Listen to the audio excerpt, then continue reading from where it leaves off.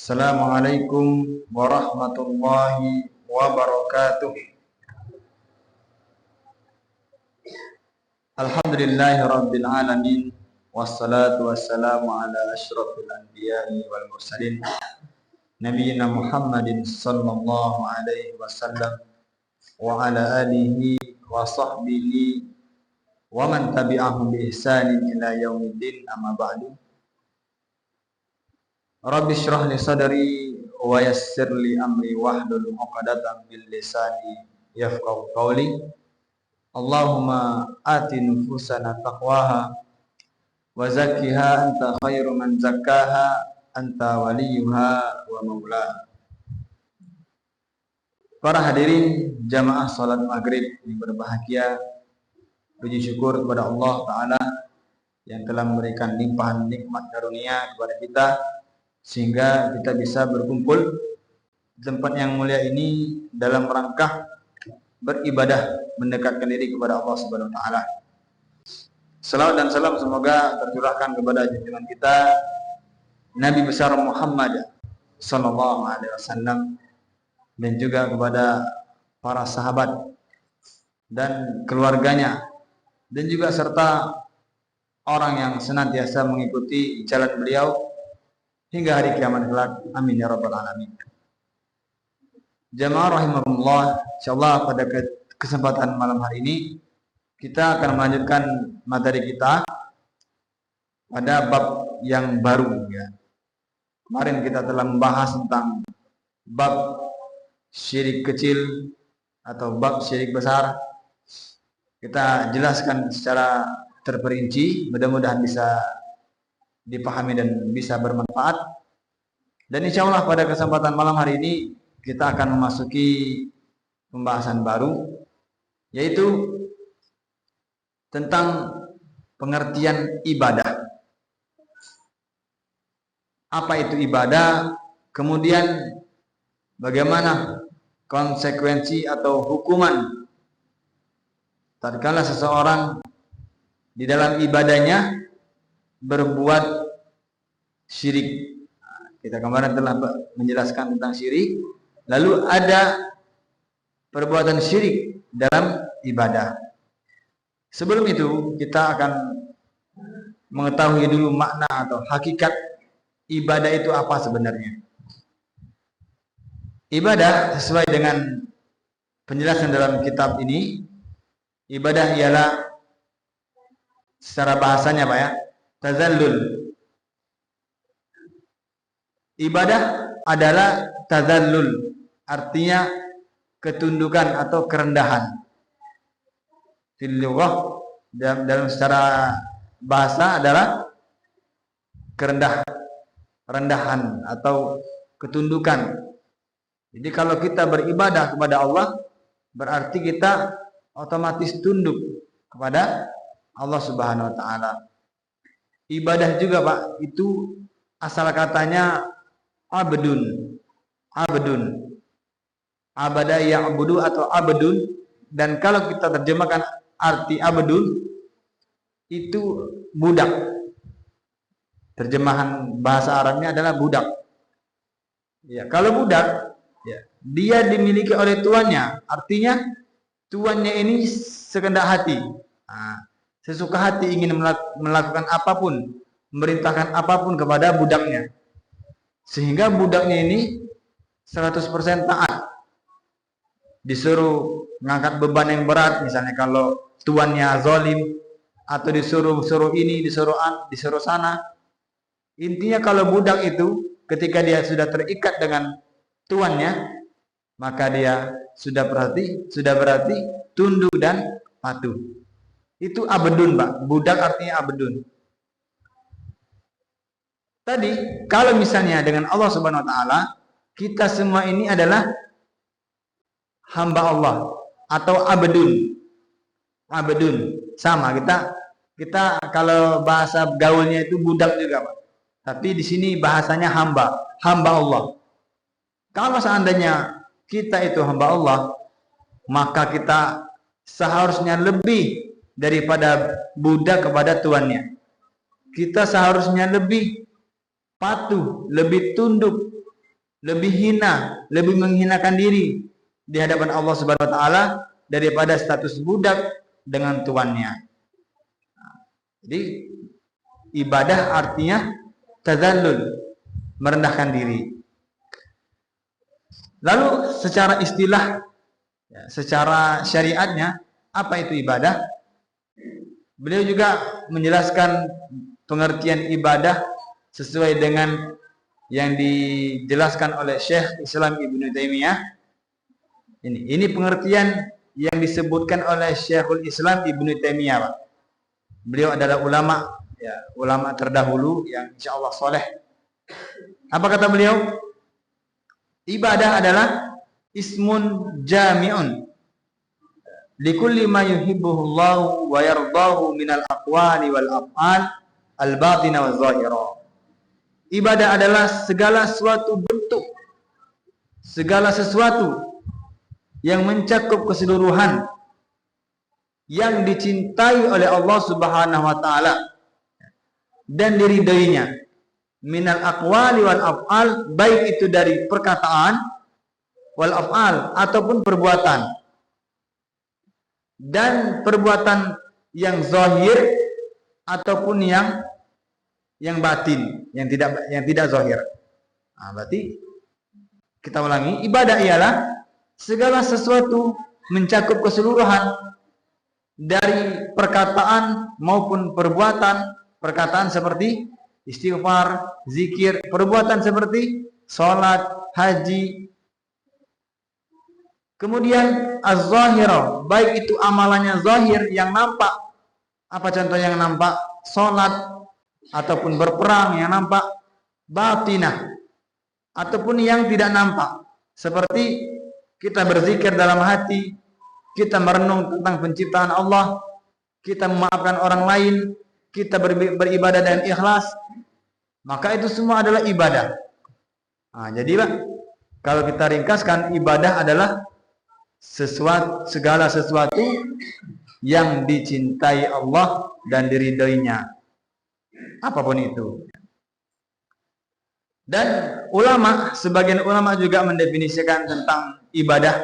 Ibadah ialah secara simpelnya, Pak, adalah segala sesuatu yang diperintahkan oleh Allah Subhanahu wa taala dan Rasulnya. Jadi, bagaimana kita mengetahui Allah taala memerintahkan sesuatu dan Rasulullah juga memerintahkan sesuatu? Maka kita melihat, mempelajari Al-Quran. Karena Al-Quran adalah semuanya perkataan Allah.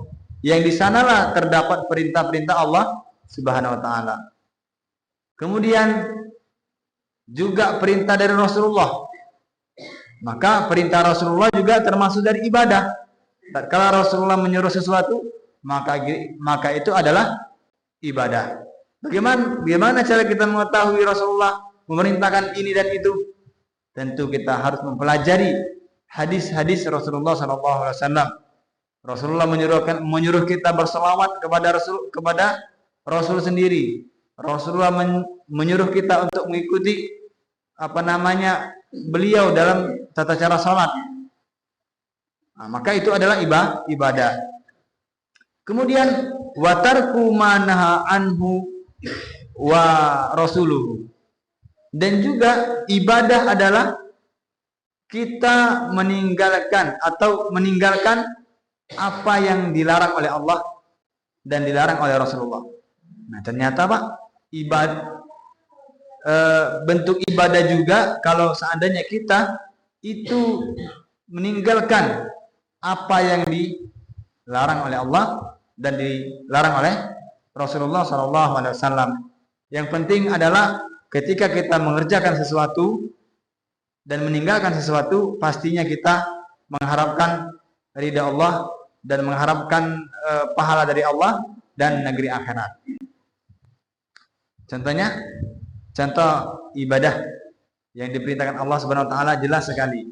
Allah taala berfirman dalam Al-Qur'an, "Wa aqimus shalah," kata Allah. Jelas itu ya. Aqimu dalam bahasa Arab adalah kata perintah.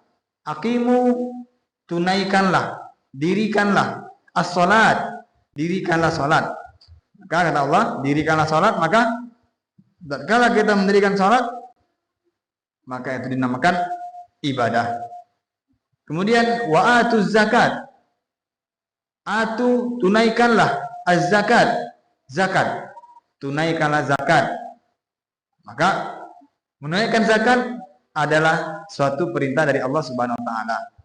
Maka siapa nih Pak di antara kita ini yang hartanya sudah melebihi batas atau memenuhi syarat zakat? Nah, hati-hati. Coba kita periksa lagi pulang nanti, apakah harta kita sudah melebihi batas zakat? Kalau misalnya kita punya emas ya 85 gram misalnya. Ada Pak? Ya, mudah-mudahan ada ya. Amin. Nah, maka kalau zakat atau emas atau harta kita sudah melebihi nisab, nisab itu adalah batas dibolehkannya zakat. Tatkala dia sudah mencapai nisab, kemudian syarat yang kedua dia nunggu 1 tahun, maka wajiblah dikeluarkan zakatnya. Ini adalah perintah dari Allah Subhanahu wa taala yang dua-duanya wajib. Kenapa? Dua-duanya itu disandingkan, diperintahkannya berbarengan. Wa aqimus shalah wa atuz zakat. Dirikanlah salat dan tunaikanlah zakat. Maka dua ibadah ini adalah sama, wajib.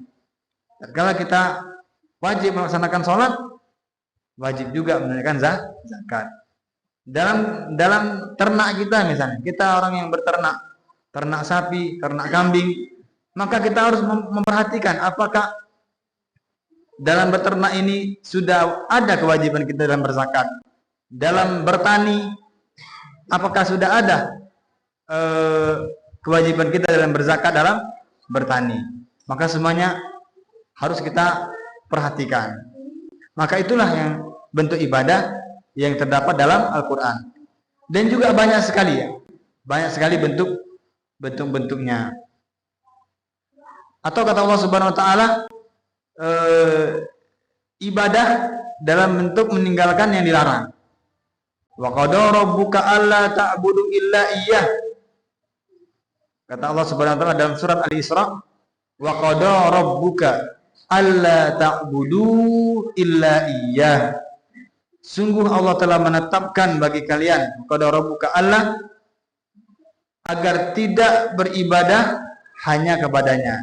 Nah, ini Allah Subhanahu wa taala melarang seorang hamba beribadah kepada selainnya, tetapi beribadahlah kepada Allah. Tatkala kita menghindari beribadah kepada selain Allah, itu termasuk juga ibadah. Jemaah rahimakumullah. Kemudian contoh daripada ibadah yang tertera dalam hadis Rasulullah, bagaimana Pak contohnya? Contohnya Rasulullah menyuruh kita untuk berbuat jujur, ya, berbuat amanah, wa adul amanata ila ahliha, ya. Menyuruh kita berbuat amanah, menyuruh kita jujur, menyuruh kita bertawakal dan lain-lainnya. Maka itu juga terhitung ibadah. Kenapa, Pak? Kenapa yang disampaikan Rasulullah itu semuanya berbentuk ibadah? Karena yang disampaikan Rasulullah itu semuanya adalah wahyu dari Allah Subhanahu wa taala, tetapi dia bukan dalam bentuk Al-Qur'an, akan tetapi dalam bentuk hadis-hadis Rasulullah. Dan Rasulullah itu tidak akan pernah berbicara dengan sesuai nafsunya. Dalam surat An-Najm, in huwa illa wahyu yuha. Nabi itu tidaklah berbicara kecuali wahyu. Tidaklah Rasulullah itu berbuat kecuali wahyunya. Jamaah rahimakumullah, lalu bagaimana cara supaya kita mengetahui itu bentuknya ibadah atau tidak? Kan ada ibadah yang sudah tertulis di hadis-hadis Rasulullah Dan ada juga yang ibadah yang tidak tertulis. Ada ulama membagi ibadah terbagi menjadi dua. Ibadah yang mahdhah. Ibadah mahdhah adalah ibadah yang tertulis oleh syariat. Dan ibadah yang tidak mahdhah, ibadah yang disyariatkan juga tapi secara tidak langsung. Contoh ibadah yang mahdhah yang sudah dijelaskan secara detail adalah seperti sholat, seperti zakat, puasa, baca Al-Quran. Yang itu sudah dijelaskan. Kalau ibadah yang tidak mahdhah gimana Pak? Seperti kita bekerja. Kalau bekerjanya diniatkan karena Allah Subhanahu wa taala dalam rangka untuk menafkahi keluarga, maka dia dihitung ibadah yang tidak mahdhah, tapi dia dihitung ibadah. Contoh kita belajar atau sekolah menuntut ilmu. Kalau kita niatkan karena Allah Subhanahu wa taala, maka dia akan bernilai di sisi Allah Subhanahu wa taala. Nah, bagaimana kita mengetahui itu ibadah atau tidak? Bikaunillah yuhibbu fi'luha aw yuhibbu tarkiha. Kita merasa saja, Pak. Kira-kira perbuatan ini disukai oleh Allah Subhanahu wa taala atau tidak disukai? Contoh memukul orang lain. Memukul, Pak. Kira-kira disukai Allah tak? Ya, enggak mungkin ya. Itu perbuatan dipukul itu, memukul, tidak disukai oleh Allah Subhanahu wa taala. Maka kita tinggalkan. Perbuatan misalnya kita lagi duduk berbarengan. Ada seseorang yang ingin ikut kita duduk. Lalu kita bergeser untuk menyilahkan orang yang baru datang ini untuk duduk. Nah, kira-kira ini perbuatan yang dicintai oleh Allah atau tidak? Perbuatan yang dicintai oleh Allah Subhanahu wa taala dan insya Allah dihitung oleh ibadah. Maka semua perbuatan kebaikan yang kalau kita niatkan karena Allah Subhanahu wa taala, maka dinilai ibadah dan mendapatkan ganjaran dari Allah Subhanahu wa taala. Dan secara simpelnya atau cara mudahnya untuk mengetahui itu adalah perbuatan ibadah atau tidak, atau ibadah atau maksiat, maka hendaknya kita memperdalami ilmu agama. Nah, karena Rasulullah SAW telah menjelaskan secara detail, Pak. Secara detail apapun yang dianjurkan, yang diperintahkan, apapun yang dilarang. Bahkan hal-hal yang kecil pun. Misalnya Rasulullah mengajarkan kepada kita, Pak. Tatkala kita duduk bertiga, ada 3 orang. Lalu 2 orang yang bercerita itu hanya 2 orang saja. Yang satunya diam. Yang 2 orang ini bercerita tanpa menghiraukan yang ketiganya. Maka hal itu yang dilarang oleh Rasulullah SAW. Kenapa? Kata Rasulullah, ini bisa menyakiti hati orang yang ketiga. Maka tatkala kita lagi 3 orang atau 4 orang, maka diusahakan semua yang ada di majelis itu diajak ngomong. Supaya apa? Supaya tidak menyakiti perasaan orang lain. Kata Rasulullah, la yatanajasnani dunal akhar. Ya. Janganlah kalian berbisik-bisik tanpa mengajak orang ketiga atau orang keempat. Dan terlebih lagi, ini yang mungkin terbiasaan kita, ya. Misalnya dalam satu kelompok itu 1 orang yang bukan orang Jawa, sisanya orang Jawa, lalu ngomong Jawa. Yang sisanya tadi, yang orang ketiga tadi nggak paham. Nah, ini bisa jadi menyakiti perasaan orang itu. Oh, ini ngomong apa ini? Dia nggak paham. Maka kalau kita bersama-sama orang yang ini anjuran oleh Rasulullah, ajaran dari Rasulullah, kalau kita lagi kumpul-kumpul di sana 1 orang yang bukan dari bahasa yang sama, maka hendaknya kita ajak dia pakai bahasa yang mudah dipahami. Ya. Ana juga pernah ditegur. Saya pernah ditegur oleh Ustadz ketika kuliah dulu. Ketika kami lagi berbicara pakai bahasa Arab, kemudian ada 1 orang yang dia tidak paham bahasa Arab, saya ditegur. Maaf, ini ada orang ketiga. Jangan ngomong bahasa Arab, ngomong bahasa kita aja. Nah, karena bisa jadi menimbulkan buruk sangka dengan orang yang ketiga ini. Jangan-jangan yang ketiga ini menyangka dia lagi berbicara dengan lagi jelek-jelekkan saya, lagi menghina saya. Nah, ini bisa menimbulkan buruk sangka. Ini juga diajarkan oleh Rasulullah. Hal seperti ini, Pak. Masya Allah. Kemudian hal-hal yang lainnya seperti hak-hak seorang muslim ketika kita bertemu sapa dengan orang lain, maka hendaknya kita mengucapkan salam, dan yang mendengar ucapan salam itu wajib hukumnya menjawabnya. Kemudian tatkala ada saudara kita lagi sakit, kita jenguk dia, kita ucapkan doa yang telah diajarkan oleh Rasulullah juga, Pak. La ba'sa tahurun insyaallah. Nah, itu doa yang ada dari Rasulullah SAW.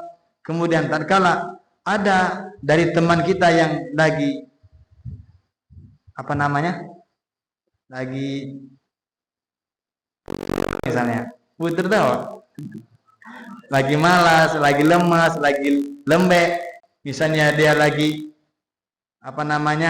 kena musibah, kemudian dia minta nasihat kepada kita, Rasulullah bilang nasihati dia kalau dia minta nasihat. Kita harus menasihati dia. Dan juga Rasulullah mengajarkan tatkala teman kita mengundang kita untuk menghadiri walimah, menghadiri acara pernikahan, terucap dari orang yang mengundang ini, datang ya, kamu saya undang ke acara pernikahan saya. Maka yang diundang itu hukumnya wajib datang, karena dia diundang. Kenapa? Karena kita menghadiri undangan itu adalah bagian dari hak orang yang mengundang. Selama acara yang ada di undangan atau pesta itu acaranya tidak ada unsur kemaksiatan. Tapi kalau ada unsur kemaksiatan boleh kita tidak datang. Sampai hal seperti ini pun diajarkan. Sampai hal yang paling detail, tatkala kita buang hajat, Rasulullah mengajarkan adab-adabnya. Tatkala masuk kamar mandi, memulai dengan kaki kiri, membaca doa. Lalu ketika di kamar mandi diajarkan tidak boleh berbicara, tidak boleh bernyanyi, tidak boleh baca Al-Quran, dan lain-lainnya. Sampai hal seperti itu yang kalau kita pelajari, Masya Allah, mungkin banyak sekali bab-bab yang kita bahas. Maka cara mengetahui ibadah, apakah itu ibadah atau bukan, maka kita harus mempelajari dan memperdalam agama Islam, yaitu memperdalami sunnah Rasulullah SAW. Kalau bahasa simpelnya, sudah Pak, kita ikuti jalan Rasulullah, maka kita akan selamat. Meniti jalan Rasulullah adalah jalan keselamatan. Kenapa Pak?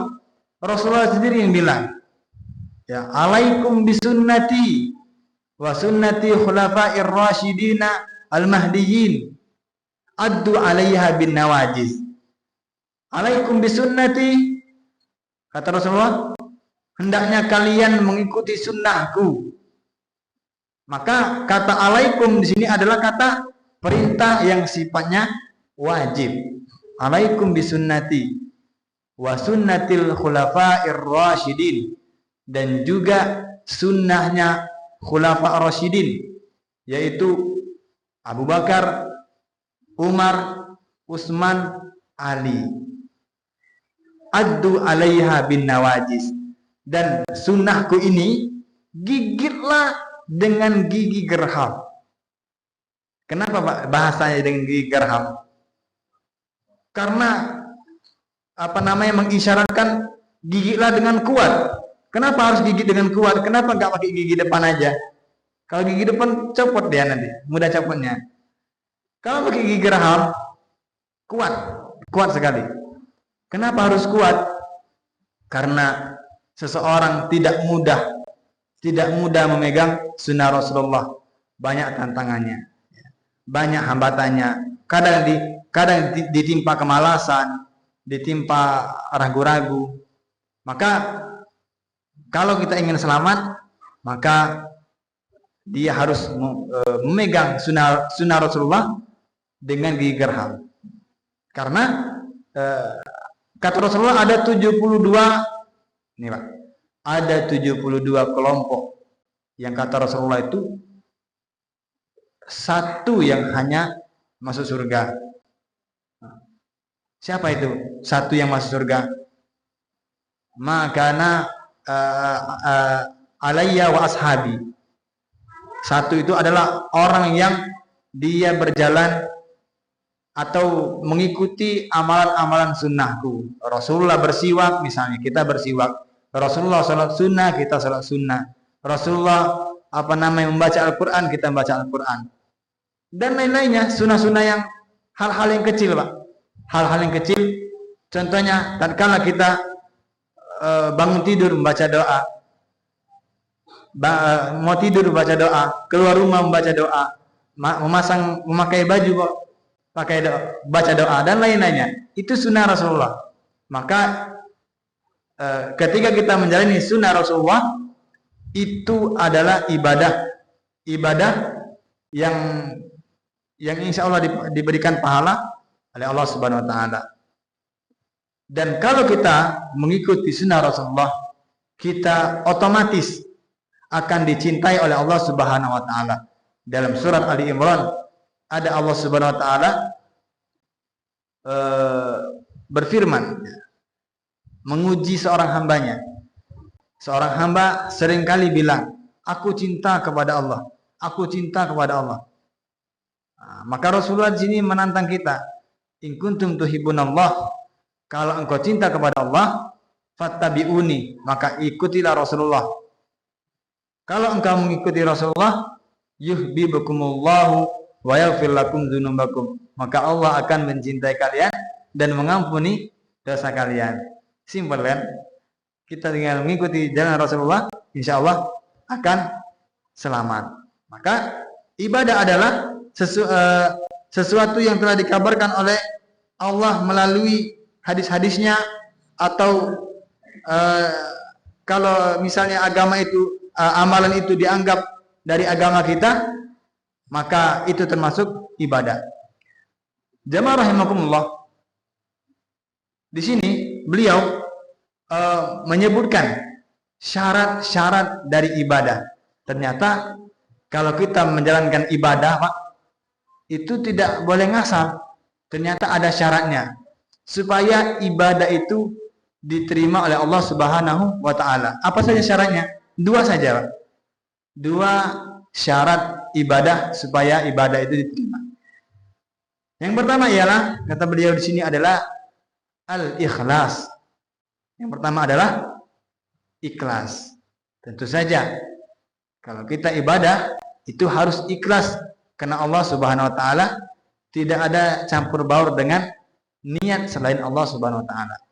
Allah Ta'ala berfirman, wa ma umiru illa liya'budullaha mukhlishina lahuddin. Padahal mereka tidak diperintahkan kecuali beribadah hanya kepada Allah Subhanahu wa Ta'ala dalam keadaan ikhlas. Nah, jadi kita syarat diterimanya ibadah yang pertama adalah ikhlas. Kalau kita sudah ikhlas, maka sudah memenuhi syarat yang pertama.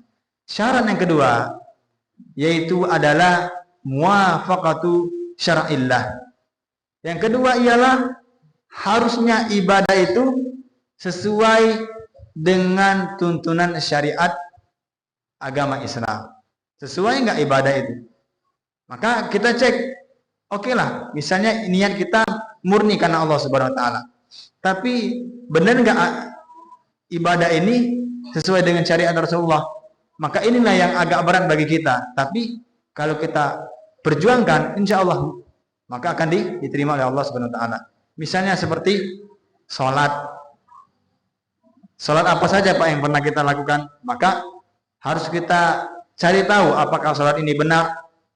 Sholat sunnah setelah zuhur, kira-kira benar nggak ini dari Rasulullah?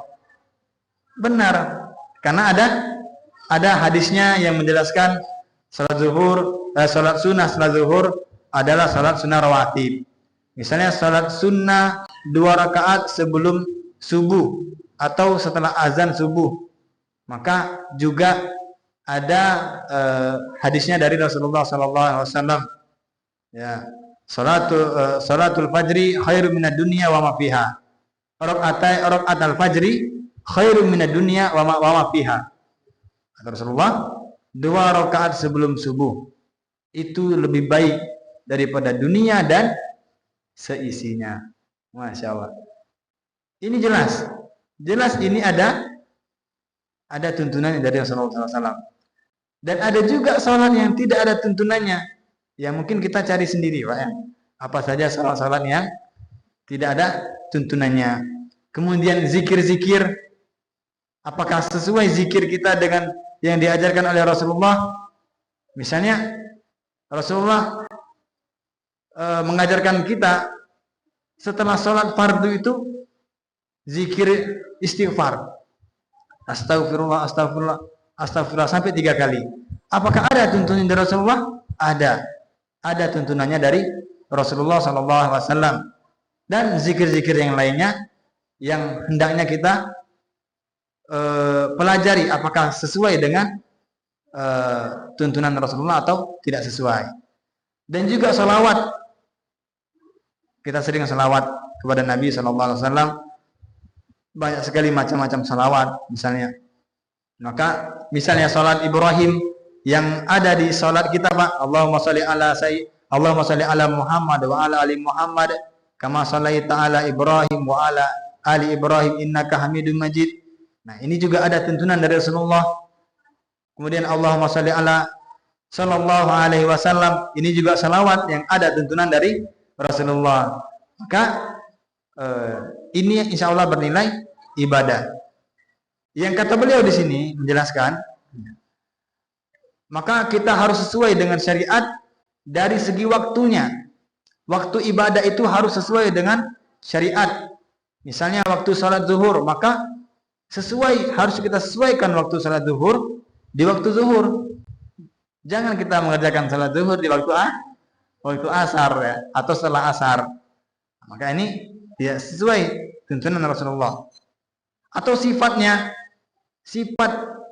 yang seharusnya sifat salat Nabi seperti ini, tiba-tiba kita kerjakan seperti ini, maka ini bukan ajaran dari Rasulullah.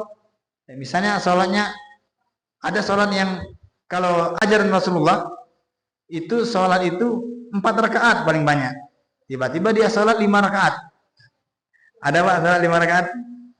Nah, enggak ada tuntunannya dari Rasulullah. Maka hal ini yang sangat diwanti-wanti oleh Rasulullah sallallahu alaihi wasallam 14 abad yang lalu. Beliau sangat mewanti-wanti umatnya supaya tidak ngasal dalam ibadah.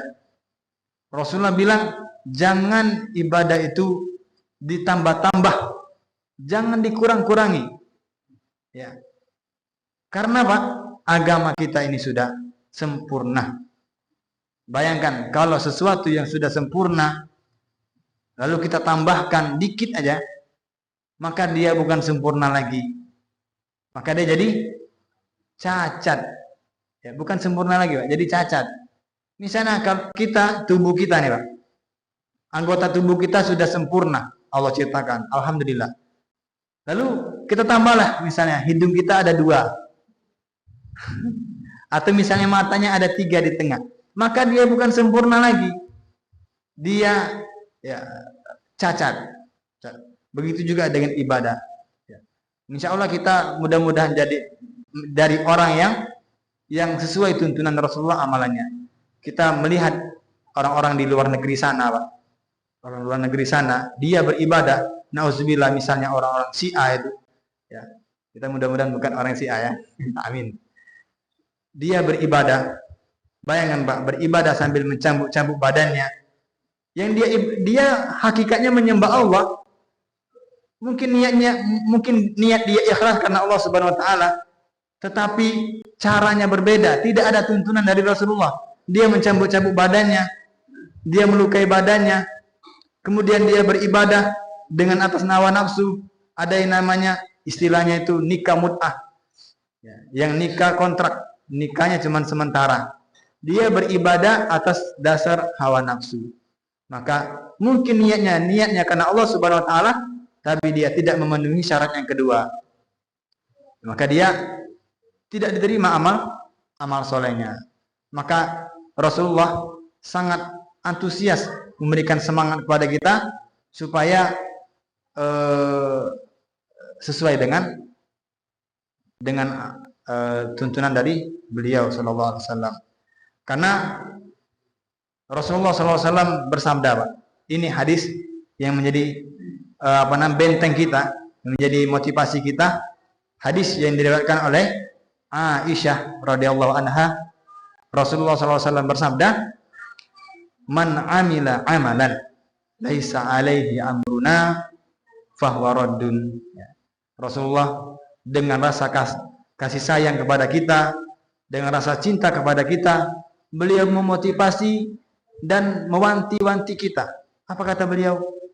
Barang siapa yang berbuat amalan yang dia tidak ada tuntunan dariku, aku sudah capek-capek, kalau bahasa kasarnya, sudah capek-capek mengajarkan, tiba-tiba keluar dari ajaranku, ya, maka kata Rasulullah, fahuwa raddun, maka dia tertolak, nggak diterima. Mohon maaf. Kenapa, Pak? Ya wajar saja tidak diterima. Ini loh ajaran yang sudah diajarkan oleh Rasulullah. Tiba-tiba dia mengakunya umat Islam, tetapi tidak ikut jalan Rasulullah, maka wajar saja kalau Rasulullah bilang tertolak.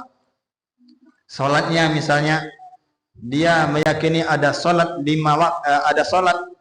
waktu misalnya, Pak. Masya Allah. 6 waktu ya, 5 waktu aja cukup. Salat 6 waktu. Maka ini tidak sesuai dengan tuntunan Rasulullah. Maka tertolak. Kemudian ada dia setelah zikir tuh, setelah sholat berzikir, zikirnya 4 kali misalnya, padahal Rasulullah bilang 3 kali, maka tidak sesuai dengan tuntunan Rasulullah, maka itu tertolak. Ana ulangi, man amila amalan, barang siapa yang berbuat amal ibadah, laisa alaihi amruna, bukan dari tuntunan kami, fahuwa raddun, maka dia tertolak. Ya, kita logikakan seperti ini, Pak. Misalnya saya sebagai guru memerintahkan kepada murid, besok silakan bawa bambu yang ukurannya 1 meter, masing satu orang 1 meter. Baik, kata murid ini. Tiba-tiba besok hari dibawalah bambu sama mereka 1 meter, tapi satu orang yang bawa 1,5 meter, ya kan? Kenapa kamu bawa 1,5 meter? Gak apa-apa, lebih bagus. Nah, lebih bagus, tapi ini kira-kira sesuai nggak dengan perintah gurunya? Tidak sesuai dengan perintah gurunya, maka walaupun itu bagus, kalau tidak sesuai dengan perintah gurunya, maka sama saja dia tidak mentaati aturan. Allah Ta'ala juga berfirman dalam Al-Quran, ya, wa ma atakumur rasulu fakhuzuhu wa ma nahakum anhu fantahu. Ya, apapun yang dibawa oleh Rasulullah SAW, ajaran yang dibawa oleh Rasulullah SAW, maka ambillah. Wa ma nahakum anhu fantahu, maka apapun yang dilarang oleh Rasulullah, maka tinggalkanlah. Jamaah rahimakumullah, itulah syarat daripada ibadah yang harus kita perhatikan. Syaratnya tidak banyak, cuma 2 ya. Tadi yang pertama adalah ikhlas, yang kedua ialah sesuai dengan tuntunan Rasulullah SAW. Kemudian ada juga ternyata, Pak, macam-macam ibadah, anwa'ul ibadah, macam-macam ibadah. Kata beliau, ya, ma sabata annahu ibadatun fasarafahu li ghairillah fahuwa syirkun akbar. apapun ya ibadah yang telah ditetapkan oleh Allah Subhanahu wa taala sebagai ibadah, contohnya salat, berdoa, yang itu sudah ditetapkan oleh Allah Subhanahu wa taala, ya. Fasarafahu li ghairillah. Kemudian ibadah tersebut ya, yang aslinya yang harusnya ditujukan kepada Allah kemudian ditujukan kepada selain Allah, maka dia termasuk syirik besar ya, termasuk syirik besar. Allah Ta'ala berfirman, wa annal masajida lillah fala tad'u ma'allahi ahada. Sesungguhnya masjid-masjid itu hanya milik Allah. Masjid-masjid itu milik Allah, maka janganlah engkau beribadah beribadah dengan menyamai Allah dan selain Allah. Jangan engkau beribadah kepada Allah dan beribadah kepada selainnya juga. Nah, ini ada pelarangan, jangan sampai kita bersekutu kepada Allah Subhanahu wa taala. Karena ada ancamannya dari Rasulullah sallallahu alaihi wasallam. Apa kata beliau? Man mata wa huwa yad'u min dunillah niddan dakhalan nar. Nah, ini juga sudah kita bahas di pekan-pekan lalu, Pak ya.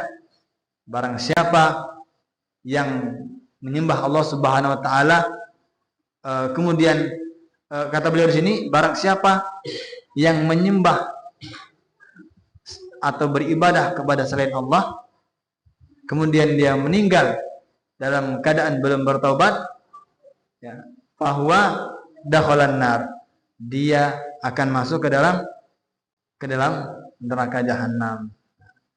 Mudah-mudahan kita sebagai hamba Allah menjadi orang yang senantiasa berada di jalan Rasulullah SAW. Kenapa? Karena kalau kita sudah di jalan Rasulullah, kita juga sudah di jalan Allah. Kita tidak repot-repot lagi bagaimana cara beribadah kepada Allah, bagaimana caranya. Caranya mudah. Kita meniti jalan Rasulullah, kita insya Allah akan selamat, walaupun rasanya berat sekali ya. Tapi itulah perjuangan bagi kita. Mudah-mudahan ya, pertemuan kali ini bermanfaat. Insya Allah kita akan lanjutkan di pekan ke depan. Wabillahi taufiq wal hidayah. Assalamualaikum warahmatullahi wabarakatuh.